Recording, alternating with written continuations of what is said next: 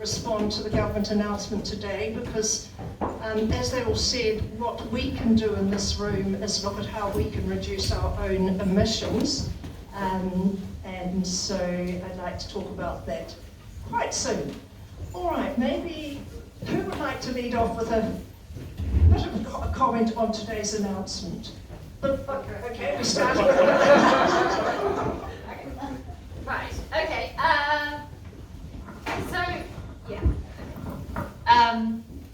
There's a couple of really good things in there. It's good that the government is reinforcing that information should be made available on LIMS. Information is always good for markets, and anyone who suggests that information shouldn't be provided because the market might respond, I think twice about their motivations. However, I'm a little concerned that a plan without a budget is wishful thinking. So the fact that there haven't been significant addressing of the costs that are going to need to be addressed, and the question about whether the government is going to pay and when they're going to pay, what I would say is the nature of this is such that the government is going to have to pay at some point.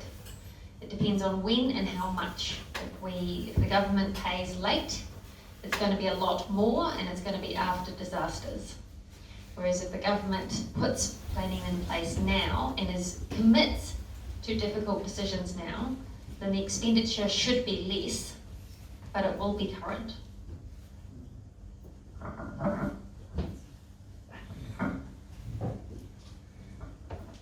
I read the draft plan from cover to cover because we responded to it, and it took a lot of effort, and we were pleased to see some of our response got incorporated.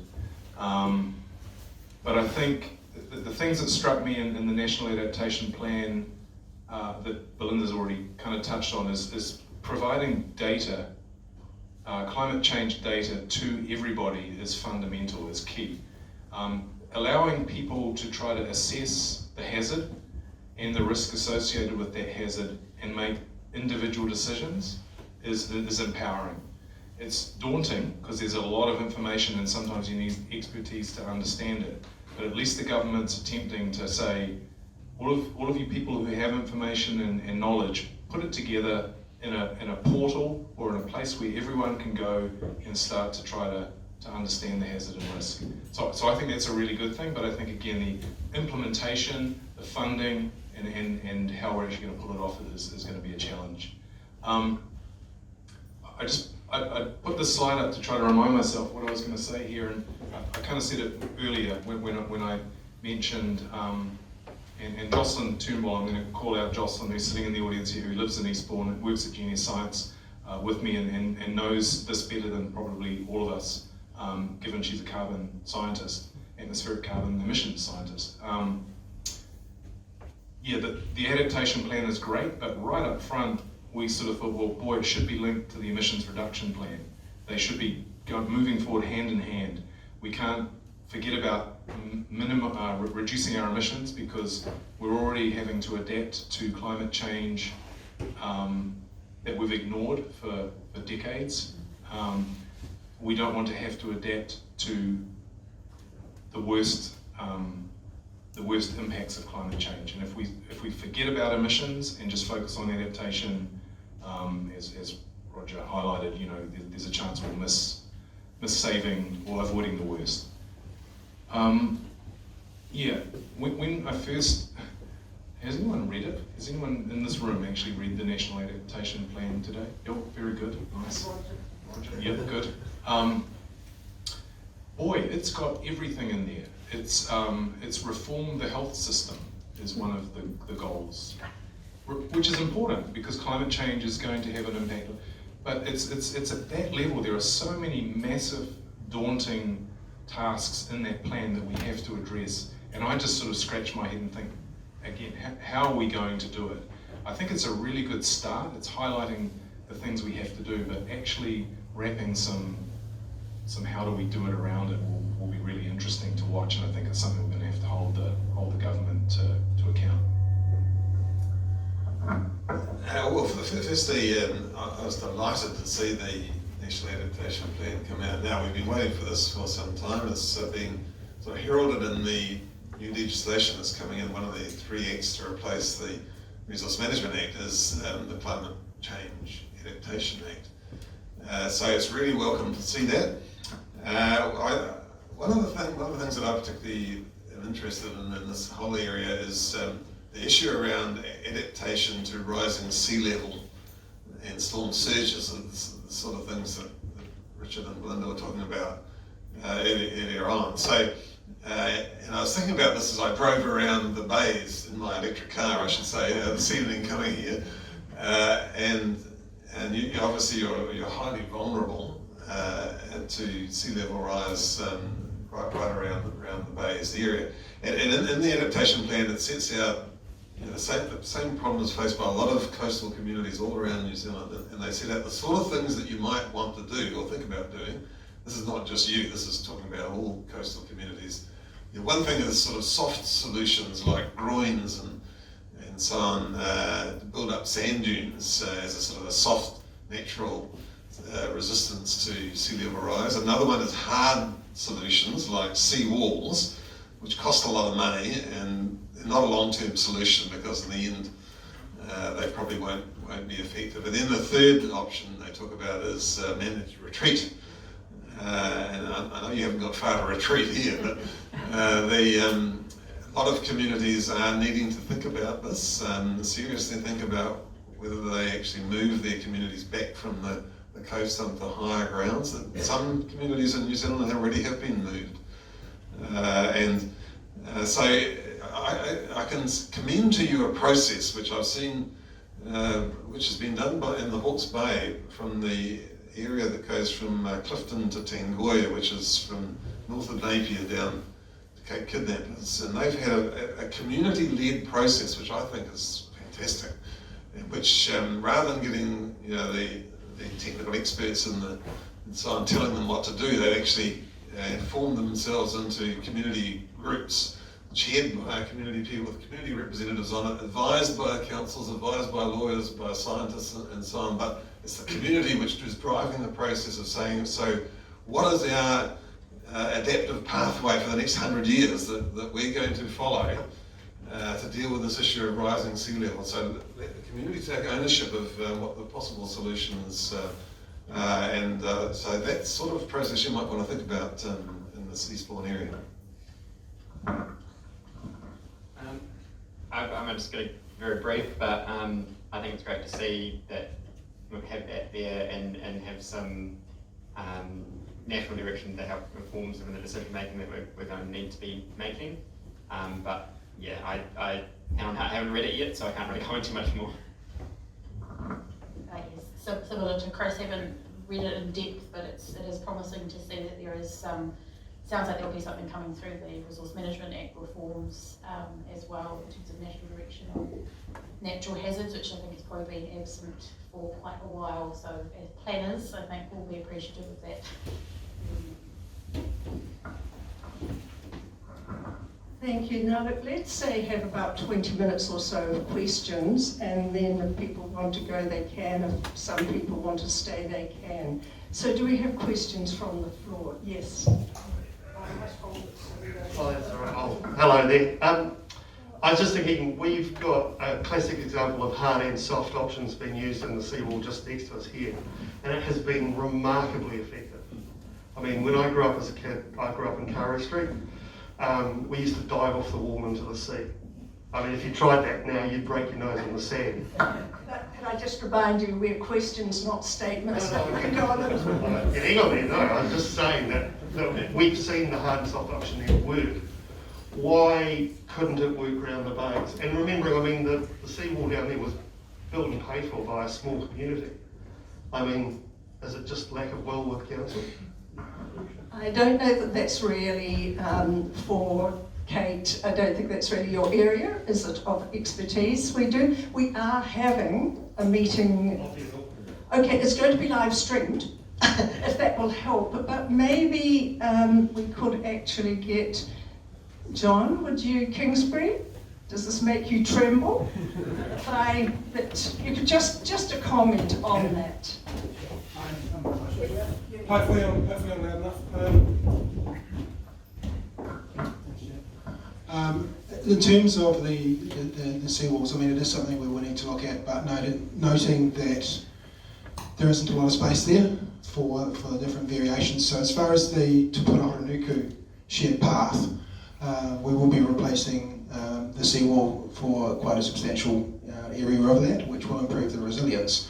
But as a council, having not been here too long, I don't know what conversations have happened previously about that mix of hard and soft and how we might be able to do that. So I can't really comment too much about that.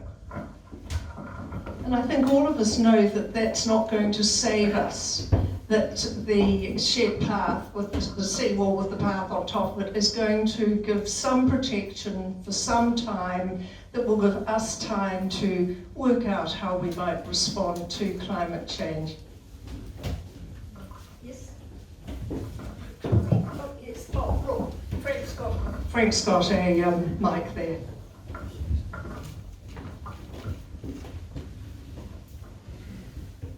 What I'd like to ask is, are we really looking globally?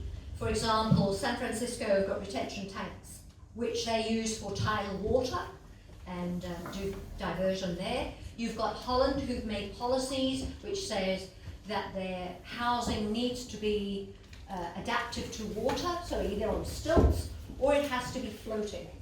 Are we looking globally where there's been some successful solutions and then applying them to New Zealand, because we are quite diverse and we could absorb a number of these successful approaches?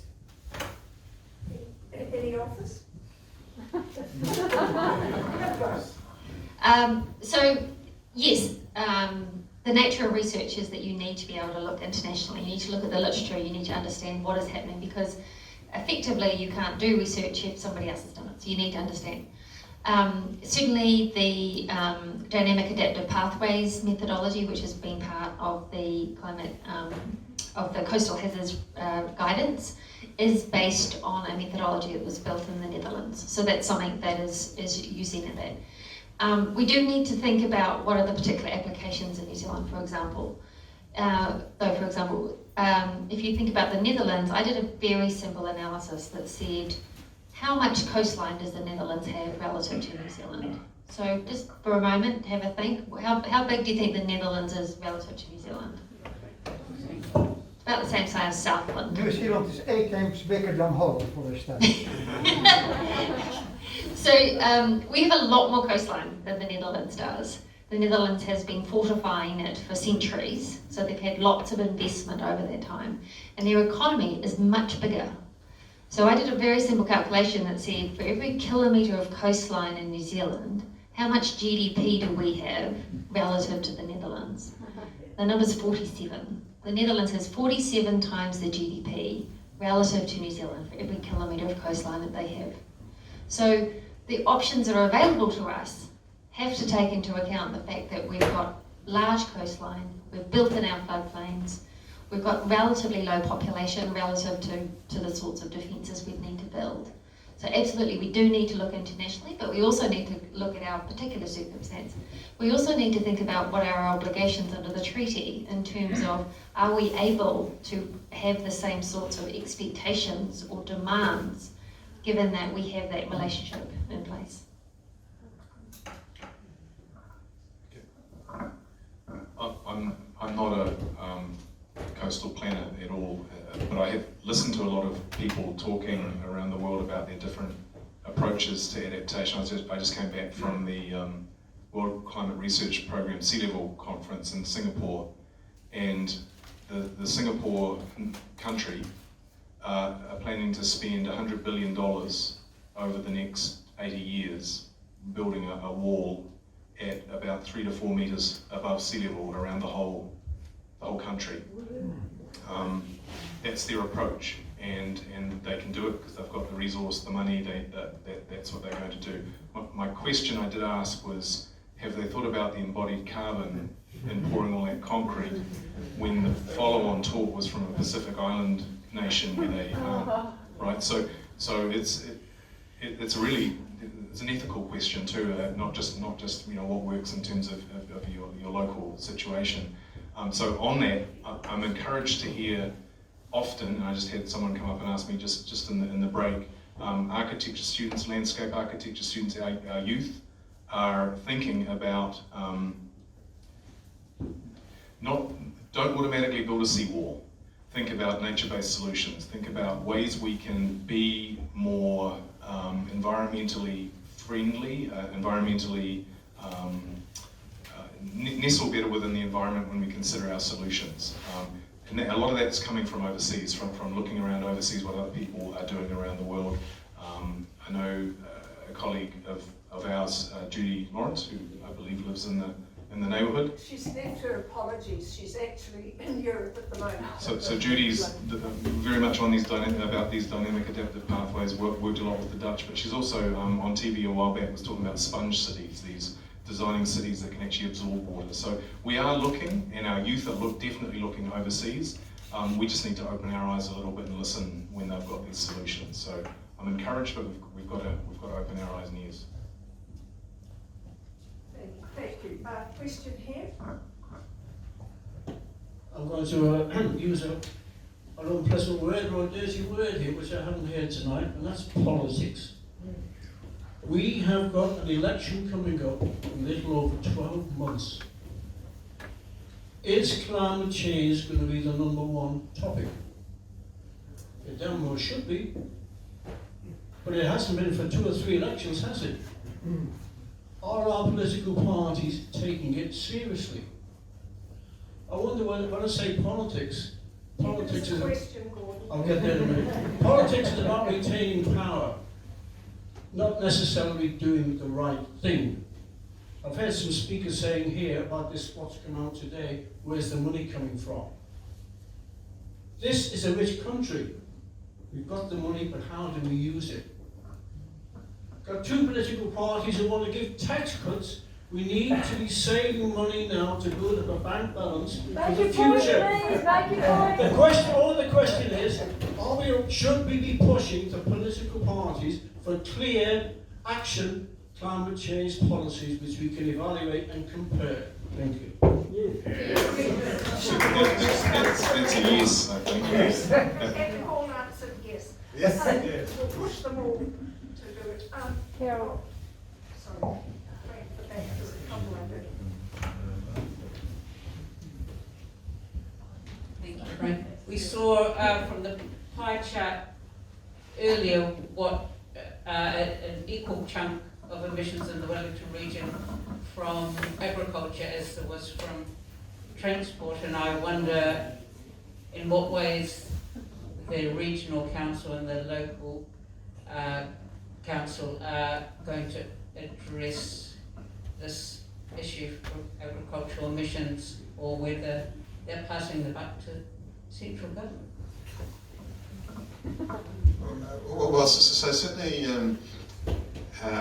we regional council works quite closely with the farming communities in places like the Wairarapa, and we have farm planning services which are working with the farming community about ways that they can reduce carbon emissions.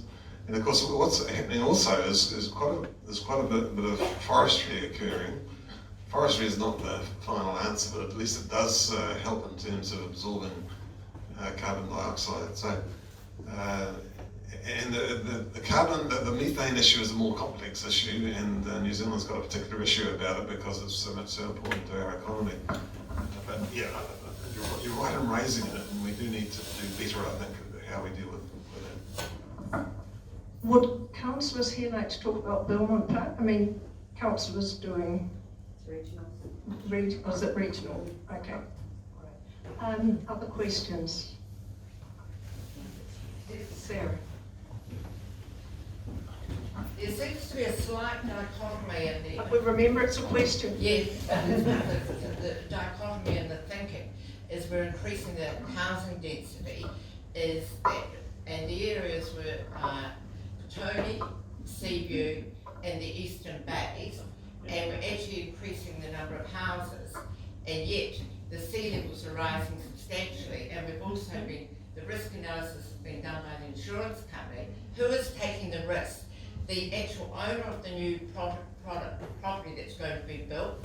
The city councils, I haven't to date seen that they will undertake the risk, or will it be the occupier who's going to be building on the land, which will be actually a greater risk that's been given approval to be subdivided across Eastbourne, Seaview and Petone. Okay. It distresses me because we've known about climate change since I was 7 with Rachel Carson, actually. When she taught me as a 7-year-old how to parent all of our children.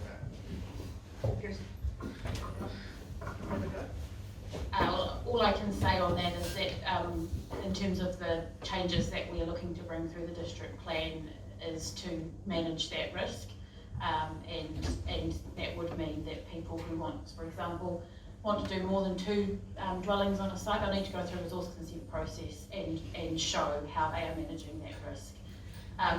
That's all I can say on that. We are taking the steps through the district plan process as we're required to do under the Act. It's just the same as saying that you might as well do this very high gun sort of sport that you might be injured, but don't worry about it because someone else is going to prop you up. They may with the health system, but they won't with if your house is inundated with water. So it's not actually very ethically been treated in the right way in reference to climate change. Okay, thank you, Sue. And that is, Brady, do you want to say something about council? Yeah, just really briefly on that. Brady Dyer, who's a current councillor. Yeah, so I'm one of the councillors. Just in response to that, it probably wasn't clear from the slides that Plan Change 56 is the entire city, but the slides we saw were just what will happen here in this area. Talking about the relevance. Yeah, so the rest of the cities, the rules are a lot more enabling there. It's been pulled back and reduced as much as possible within these areas for the reasons that you outlined, but the rest of the valley, not so much. There's other tricky areas in the valley. And Sarah, I think there's also a question of who is going to take responsibility. Has that been clarified yet? Is it the homeowner? Is it the council who gave permission? Or are we then going to ask the government? That's not sorted yet, is it? Would you like to hear a response from an economist? So I'm not a politician, but I'll tell you what is likely to happen from an economic perspective. So the most likely thing to happen is that if there is a disaster, then central government is likely to step in. It's something that's called charity hazard. It's well established everywhere around the world. No democratically elected government is able to say no after a disaster. Canada is currently trying to say no, but the jury is out about whether they'll be able to hold that up. So what will happen is if there's a disaster, government will step in. In the meantime, there may be legal cases where homeowners are able to sue local government for consenting in particular cases, but that's very much a question about whether you're going to be successful in the courts, and that's hard, very hard to predict. In the long run, there will be a significant impact on the market. There was likely to be herding where the market will recognise that there is this risk, it hasn't been priced and will move quickly. But up until then, price of values of properties will probably hold up fairly well, even when you lose insurance, even when the value, your ability to borrow against it is lost.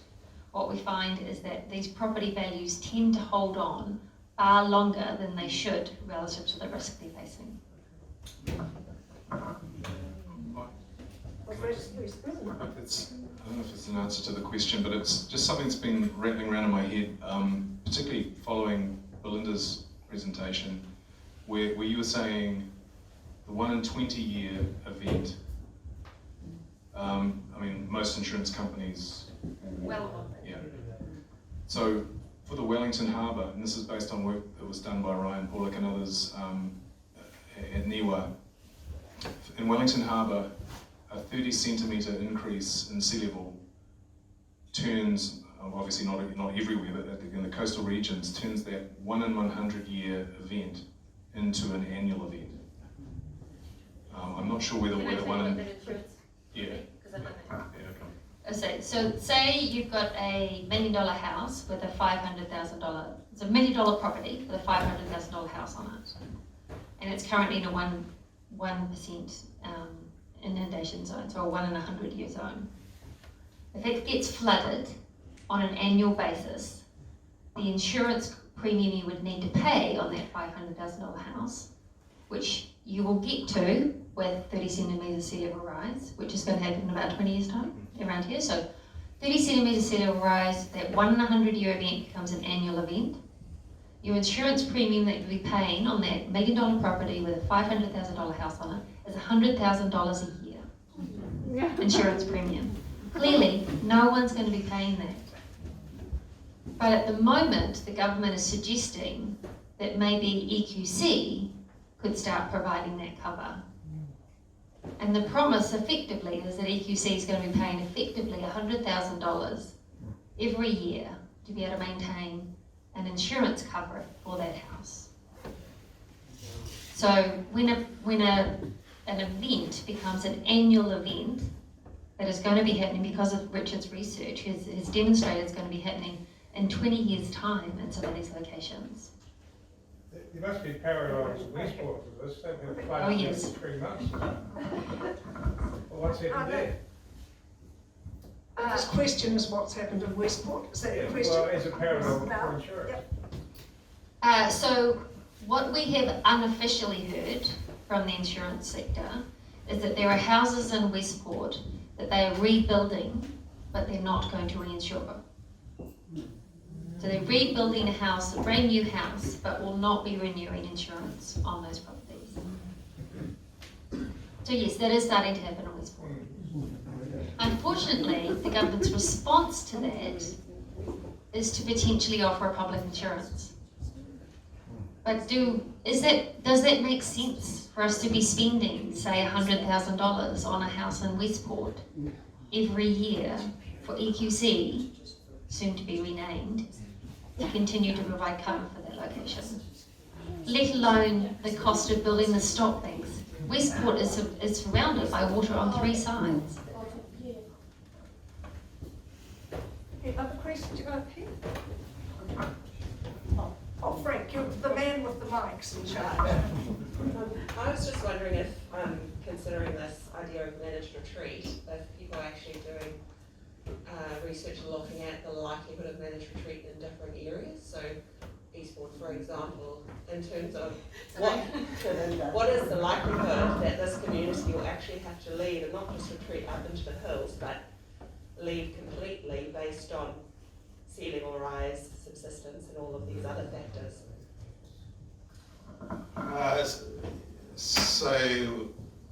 It's probably, the likelihood is probably different for different communities depending on things like the topography of the land. Yeah. But if I take the case of this work that's been done from Tangoia to Clifton to Tangoia, that they as a community have addressed the issue of looked at the options, the dynamic adaptive pathway, how far do we need to retreat to be able to secure ourselves for the next 100 years or whatever. And then it's been a collective kind of community decision-making process as to what's their response to that. And in the end, it seems to me that's probably the only way you can do it. So I have a different model, which takes the assumption that some locations have a time limit on them and trying to estimate what that time limit is. So looking at escalating hazards, what are the hazards that are going to cause the most damage to that property, and at what point do the effective costs of those damages start to overwhelm any value that you receive from that property. So looking potentially at having that time limit on properties around New Zealand. And it's something that I've had some initial discussions with the government on, but there's a question about undertaking the research first.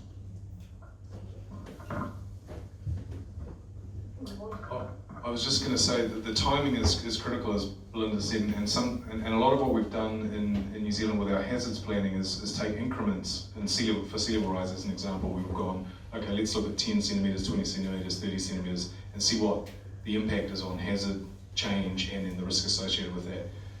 But timing's important, and so that's where having accurate sea level projections and knowing, for example, when this is going to happen in this area. So this map is showing the 1 in 100 year event with 1 metre of sea level rise. for these areas. So this is where that 1 in 1. So this is I guess still low frequency, but actually most of the areas underwater anyway. It's just around the fringes. But knowing when that's going to happen is pretty important. And I think with the new sea level projections as an example, that's going to happen by 2100 under current policies, under RCP 4.5. So not even the extreme 8.5. So this sort of knowledge could start to inform that when do we need to retreat. But I would suggest that this area is probably in the bullseye, right? It's an area that has to. For Eastbourne, for Lowry Bay, for the areas around here, you've got quite reasonably steep topography inland, but it's that access. It's that how do you get from here to the hospital if you need to? How do you get from here to whatever else you need to get to? We've had a lot of chats about, the COVID experience has allowed people to realise, I can work from home, or I don't need to travel as much, I can actually stay put. And so taking that into consideration, the sea level rise projections, the timing, when would that road be no longer or less frequently passable, I guess all of this stuff is going to inform when you decide it's not going to work for me, or I'm fine with it. Yeah, but having that information is key, and that's what the National Adaptation Plan is also trying to give to us. Okay, question here, Tony. Thank you. So I've got a question for the planners. For any submission that's going to go forward for the Plan Change 56, thank you. So for people to write a submission, and it's going to be heard by our commissioners, not anyone on council, and there's no right of appeal, is that right? What do people need to be saying about this after they've heard this information? I mean, what's the best way to get the right response that I think we're all thinking we need to hear and have the plan changed, to fit what's going to happen?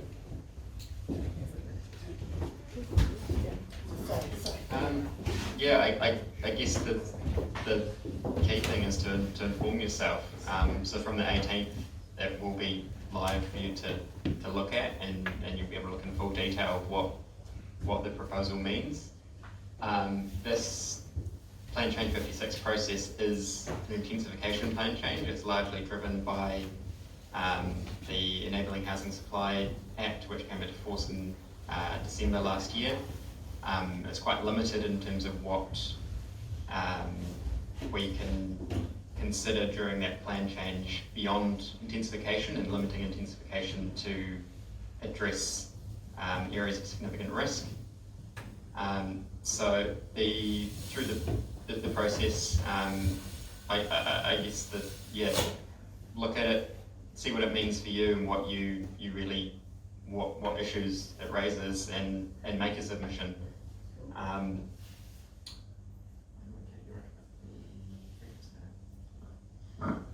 So we will also have available a friend of submitters, so if you wish to speak with someone who is sort of independent from the council around the process for making a submission, she won't be able to help you write your submission, that is yours, but she will be able to assist with the process and explaining the steps to you. So, but you're also welcome to speak to one of the planners as well. Thank you. We are at 9:15. I am now just going to ask, people have been discussing community-led choices and thinking about our response to climate change, and I know there are still some questions, but I think I'm going to ask Perry Z, who is now coordinating. The Hutt City has spent 2 years now with a group looking at how the community might be involved in looking at our future in terms of climate change. And those of you who were here 2 years ago, I think, at a meeting on climate change and might be disappointed you never heard back from us, we never got hold of the contact list.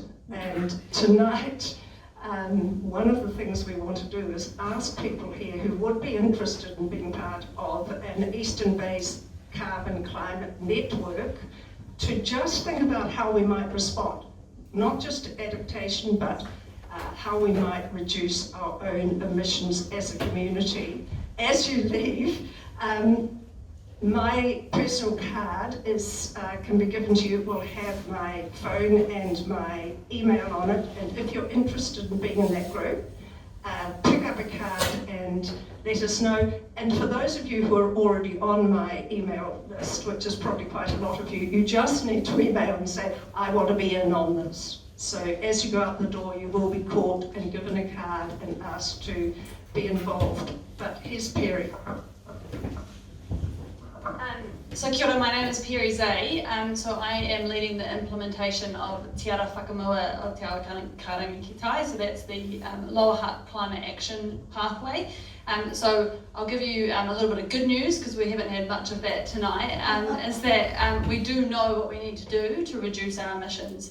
The pathways are clear, and we actually have a pathway in Lower Hutt where but what we do know with that is that it's not just council. Council needs to do their bit, but so do businesses, and so do individuals, and we want to facilitate and encourage and support community to drive their own response. So we have been working with the lead group, and Virginia has been a wonderful part in that, and producing this pathway, and now we've got to get really serious about implementing it. So how do we do that together? And so I'll be supporting Virginia to support you and all of you to implement that. So I'm not sure if that's what you wanted me to cover, but yeah, I mean, it's really important that we get started, and we do have time to really reduce some of the worst impacts of what we've seen here. And really, this is an Eastbourne Community Board initiative that's, we've organised the meeting tonight, and the reason I'm giving you my card is because I'm retiring. I'll have time to make the list, and if I have them, I can spend some time, and then it's just a start for the community, facilitated by the Community Board.